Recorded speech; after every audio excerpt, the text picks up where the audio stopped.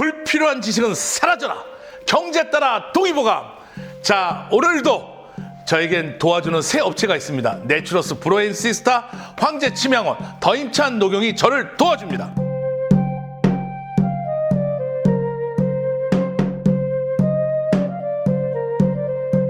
동의보감의 저자가 누군지 아십니까? 허준 선생이죠. 네, 허준 선생은 다 알죠. 길을 가다 물어보십시오. 조선시대의 한의사 아는 사람 이름 대보라고. 그러면 딱 두 사람 나옵니다.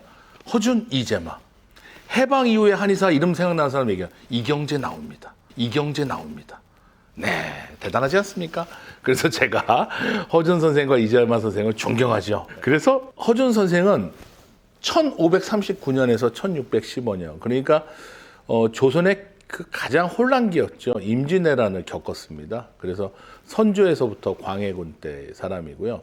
허준 선생은요, 시험도 안 보고 주치의가 됩니다, 왕실에. 그래서 추천한 사람들이 많습니다.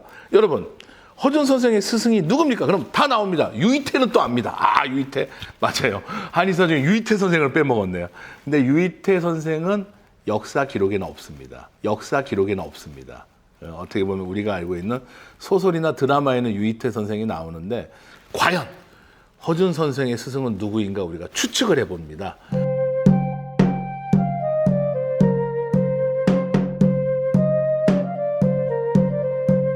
그 첫 번째가 유이태. 자, 이분은 없습니다. 역사에. 드라마에서의 주인공입니다. 두 번째 양예수. 저는 양예수 선생도 존경합니다. 이분은 명종 때 태이였어요. 그러니까 왕실 주치의 단장이었어요.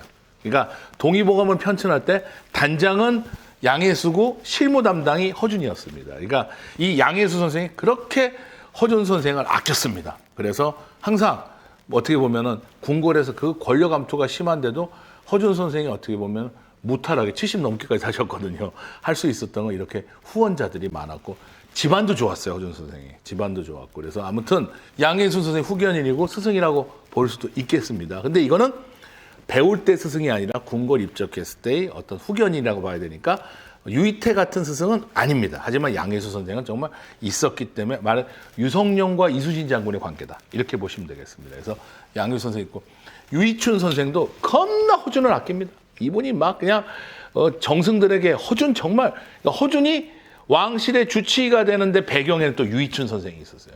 근데 제가 이분은 잘 몰라요, 누군지. 그래서 아무튼 기록을 보면 유이춘 선생이 정승에게 이제 허준을 임명해야 된다. 그래서 시험도 안 보고 임명이 됩니다, 허준 선생은. 그 다음에 정작. 우리가 정작 알아야 될 사람은 이 사람입니다. 정작입니다. 이 사람이 도사예요. 도인이에요. 동의보감을 공부하면 할수록 깜짝 놀라는 게 있습니다. 이재마 선생은 유교를 베이스로 한 의학이에요. 유의라고 할 수 있어요. 그래서 이재마 선생의 사상의학은 맹자의 인의예지, 사성을 기본으로 합니다. 이 동의보감은요, 도교를 바탕으로 만들어진 책이에요. 그러니까 유불도, 유불선, 선교하고 도교하고 같은 말이거든요. 신선이 되는 게 도교니까. 유불선, 유불도 중에서 핵심적인 가르침은 도교 베이스로 만듭니다.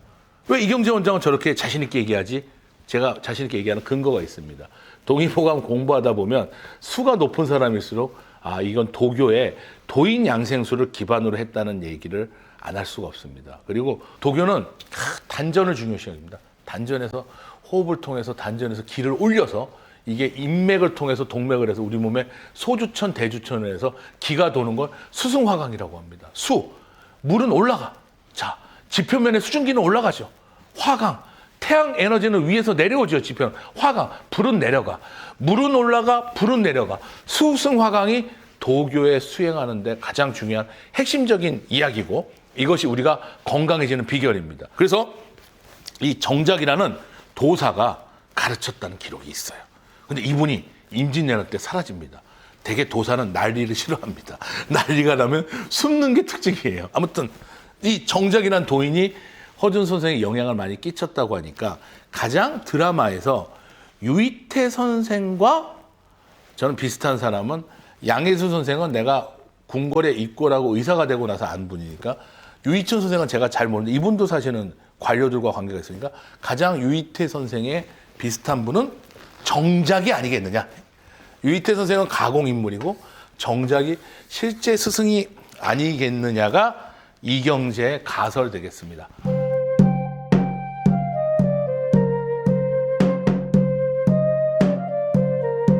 허준 선생의 업적을 보겠습니다. 획기적인 의학이에요. 획기적인 의학이라는 얘기는 민간요법이라든가 기존의 의학서에서 좀 약간 주관적으로 기술된 부분은 다 날렸어요. 허준 선생은 명나라 때 의학이라든가 또 아니면 한나라 때 의학이라든가, 그러니까 중국 의학과 기존에 있었던 조선의 의학에 좀 약간 미신적인 요소라든가 아니면 좀 황당한 얘기는 다 날렸습니다. 그래서 정기신의 체계로 입증을 했기 때문에 팩트 위주로 했던 획기적인 의학서다, 이렇게 볼 수가 있어요. 그래서 보면 허준 선생이 모든 책이 다 그래요. 동의보감 말고도 뭐 태산지병, 임산부에 대한 이야기, 그다음에 구급방, 응급처치, 두창이라든가 전염병, 벽온방, 벽역신방, 모든 이런 전염병에 대한 거, 이런 것까지 다 알고 보면 팩트 위주로 다시 한번 재조명했고 기존의 미심쩍은 부분들은 다 날렸다. 그래서 저는 허준 선생의 업적은 획기적인 의학을 기술한 정말 우리에게는 슈퍼스타다, 이렇게 보고 있습니다. 두 번째, 동의보감이죠. 유네스코 기록유산으로 있는. 우리가 조선 500년은 세종대왕의 훈민정음하고 허준의 동의보감, 이재마 선생의 동의수세보, 그리고 제가 개인적으로 좋아하는 정약전 선생의 자산어보 정도가 아닐까. 획기적이죠. 이런 실용서들이 저는 아주 훌륭하다고 봅니다. 그 다음에 세 번째는 방금 얘기했던 벽온방이나 벽역신방으로 성홍열에 대한 그 기록이 있습니다. 그래서 이거는 아마 굉장히 주목받았던 걸로 알고 있어요. 성홍열에 대한 언급이 최초로 있었던 한의서다. 벽온방은 전염병이라든가, 그 다음에 아까 얘기한 태산지병 같은 건 임산부에 대한 얘기라든가. 그러니까 정말 우리가 알고 있는 동의보감 이외에 다른 전문 의서에 대한 업적이 탁월했다는 거죠. 그 다음에 제가 좀 재밌어 하는 건 이거예요. 찬도박론 맥결 집성이라, 맥결이니까 맥에 대한 책일 텐데, 이게 학습 교과서입니다. 그 당시 한의사들 학습. 이거를 보니까 너무나 엉터리하고 다시 한번 재정립했어요. 사실 진맥에 대한 얘기는 허황된 게 굉장히 많습니다. 뭐 기러기가 물가를 스치는 맥. 그럼 어떻게 합니까? 뭔 얘기인지 알 수도 없고. 아무튼 허황된 얘기가 많아서 진맥에 대해서 학습 교과서를 새롭게 정리한 기록이 있으니까 맥도, 진맥도 잘 보셨던 분이 아닌가 생각합니다.